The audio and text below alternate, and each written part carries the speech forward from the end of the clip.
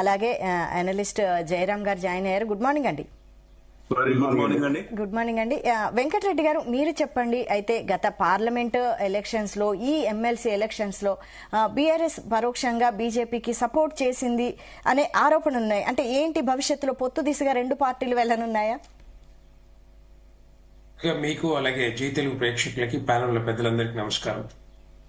ఈ BRS party ప్రత్యక్షంగాను పరోక్షంగాను ఎక్కడ కూడా సపోర్ట్ బీజేపీకి ఎక్కడ లేదు. ఎంత కూడా ఏంటంటే కాంగ్రెస్ పార్టీ చెప్తున్న మాటలే తప్పితే ఎప్పుడు కూడా బీజేపీ బీఆర్ఎస్ తో పొత్తు పెట్టుకోలేదు, బీజేపీ కాంగ్రెస్ తో పొత్తు పెట్టుకోదు కూడా ఎప్పుడు కూడా. ఎంత ఏంటంటే ఆ రెండు పార్టీలు బొమ్మ పూర్చి పార్టీ లాంటివే, ఎంతసేపు ఉన్నా కూడా మిగతా పార్టీల మీద రుద్దడానికి ప్రయత్నం చేస్తూ ఉంటాయి.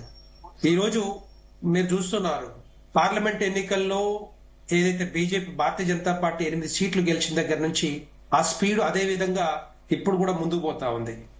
ఈ తెలంగాణ రాష్ట్రంలో ఏ ఎన్నికలు వచ్చినా కూడా భారతీయ జనతా పార్టీ ఆదరించే వాళ్ళు ఎక్కువగా ఉన్నారు, భారతీయ జనతా పార్టీ గెలిపించే ప్రజలు ఎక్కువగా ఉన్నారు. ఎందుకంటే గత బీఆర్ఎస్ హయాంలో చూసాం, 10 సంవత్సరాల కాలం, 9.5 సంవత్సరాల బీఆర్ఎస్ హయాంలో కేసీఆర్ గారు చేసిన అవినీతి పాలన నచ్చక తెలంగాణ రాష్ట్ర ప్రజలందరూ కూడా ఈ రోజు మార్పు కోరుకున్నారు. ఆ మార్పు ఈసారి కాంగ్రెస్ పార్టీకి ఇచ్చారు. కాంగ్రెస్ పార్టీ వచ్చిన తర్వాత కూడా అదే మార్పు, అదే ఓర్వడితోటి ఆ మార్పు కాకుండా మార్పు లేదు. బీఆర్ఎస్ లాగానే, కేసీఆర్ గారు లాగానే రకరకాల హామీలు అవన్నీ కూడా తుంగలో తొక్కుంటూ మరి ఏది కూడా ముందుకు పోనట్టు కనపడతా ఉంది. ఎందుకంటే ఎందుకు చెప్తున్నా అంటే, ఇప్పుడు ఎలక్షన్స్ ఏవైతే ఎమ్మెల్సీ ఉన్నాయో 3 స్థానాల్లో భారతీయ జనతా పార్టీ పోటీ చేసింది. ఇటు కాంగ్రెస్ కానీ అటు బీఆర్ఎస్ పార్టీ కానీ ఎక్కడ కూడా 3 స్థానాల్లో ఎక్కడ కూడా పోటీ చేయలేదు.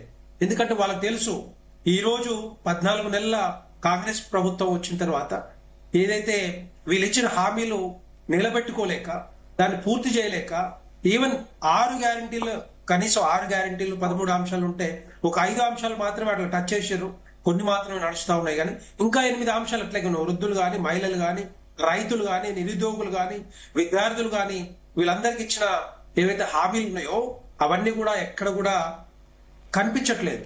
వాటిని కూడా ఈవెన్ రుణమాఫీ కూడా పూర్తి చేయలేకపోయారు.